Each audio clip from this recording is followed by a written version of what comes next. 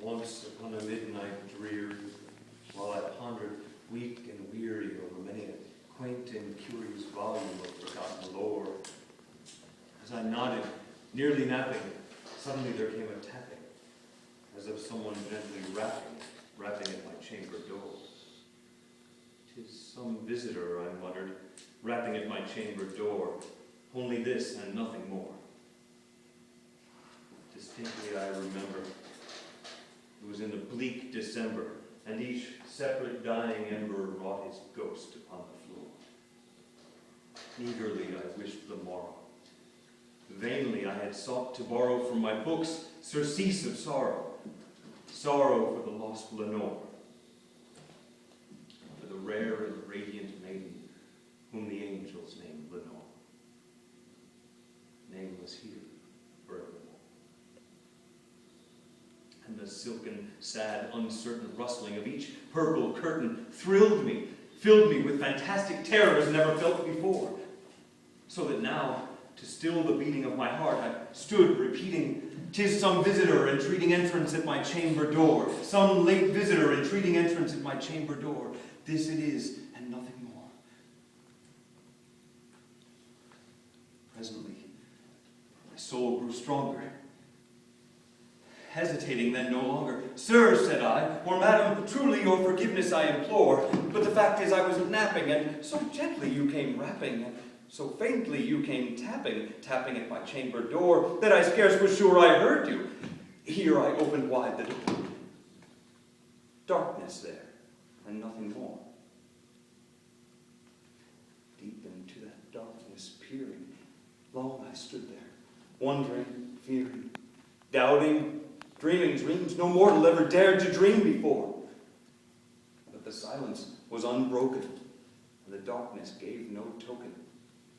And the only word there spoken was the whispered word, "Lenore."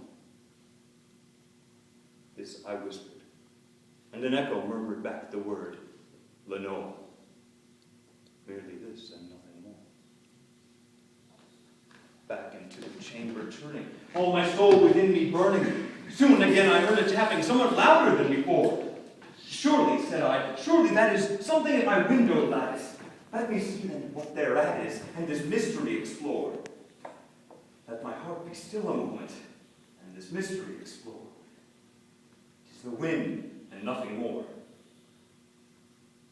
Open here I flung the shutter, when with many a flirt and flutter, in there stepped a stately raven of the saintly days of yore. Not the least obeisance made he, not a minute stopped or stayed he, but with mane of lord or lady, perched above my chamber door. Perched upon a pallid bust of Pallas, just above my chamber door. Perched and sat, nothing more. Then this ebony bird, beguiling my sad fancy into smiling, by the grave and stern decorum of the countenance it wore. "Though thy crest be shorn and shaven, thou," I said, "art sure no craven, ghastly, grim, ancient raven, wandering from the nightly shore.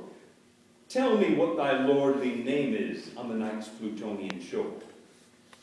Quoth the raven, "Nevermore."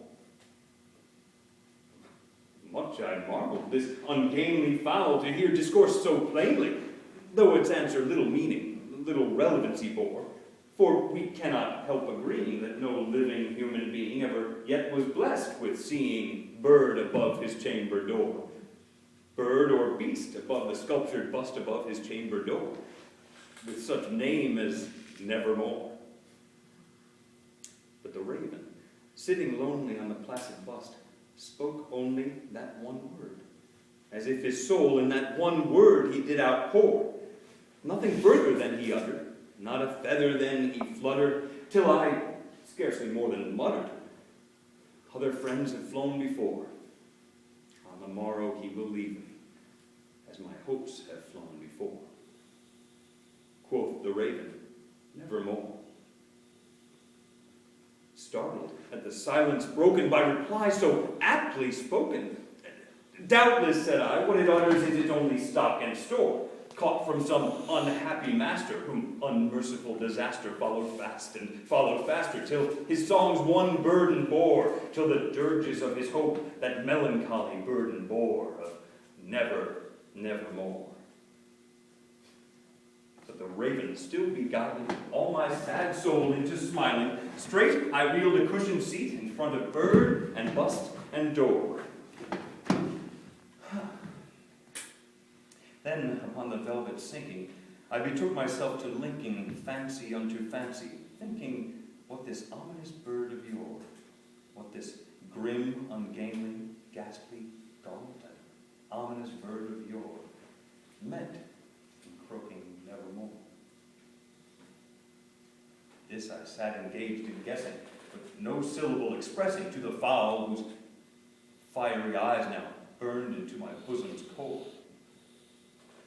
This and more I sat divining, with my head at ease reclining on the cushion's velvet lining that the lamplight floated over, but whose velvet violet lining with the lamplight floating o'er she shall press, nevermore. And methought the air grew denser, perfume from an unseen censer swung by seraphim whose footfalls tinkled on the tufted floor. Wretch, I cried, thy God hath lent thee, by these angels he hath sent thee, respite and nepenthe from thy memories of Lenore.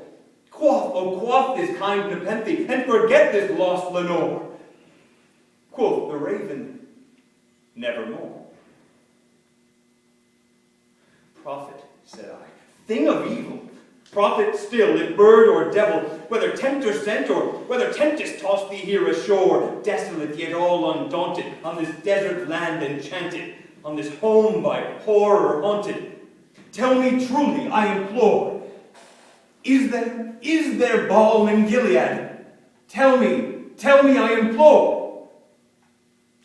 Quoth the raven, nevermore. Prophet, said I, thing of evil, prophet still, if bird or devil, by the heaven that bends above us, by that God we both adore, tell this soul with sorrow laden, if within the distant Aidenn it shall clasp a sainted maiden, whom the angels name Lenore.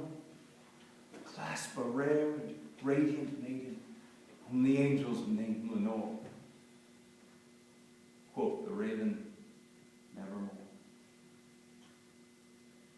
Be that word our sign of parting, bird or fiend, I shrieked, upstarting. Get thee back into the tempest, and the night's Plutonian shore. Leave no black plume of the word thy lie hath spoken.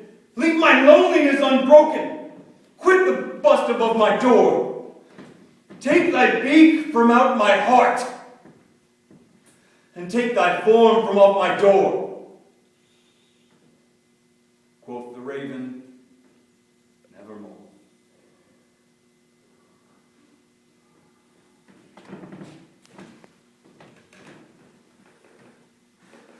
And the raven, never flitting, still is sitting, on the pallid bust of Pallas just above my chamber door. And his eyes have all the seeming of a demon's that is dreaming. And the lamplight o'er him streaming throws his shadow on the floor. And my soul from out that shadow that lies floating on the floor